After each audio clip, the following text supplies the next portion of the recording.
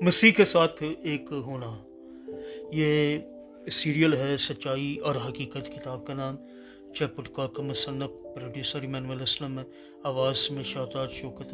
یہ صفحہ نمبر 90 ہے اور یہاں پر سبق نمبر 13 یعنی اسٹڈی نمبر 13 ایمان کا سرچشمہ سورس آف فیتھ کا آغاز ہوتا ہے۔ دوسرا تیموتھیوس یعنی تیموتھیوس کے نام دوسرا خط ہے، 2 باب ہے۔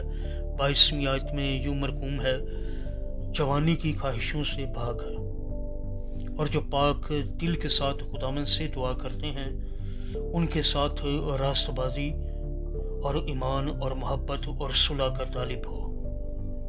خداوند کے پاک کلام کے پڑھے سنے جانے پر اس کی برکت نازل ہو، سب کے ایک آمین۔ خداوند کا شکر ہو۔ مسیح میں ہم راست بازی، ایمان، محبت اور اطمینان کے طلبگار ہونے کے لیے بلائے گئے ہیں۔ تیموتھیوس کی طرح ہم اپنی روحانی بلوغت سے ہٹ کر مسلسل اور ایمان کے طالب ہونے کے لیے بلائے گئے ہیں، لیکن ہم ایمان کی طلب کس طرح کرتے ہیں؟ ایمان کہاں سے آتا ہے؟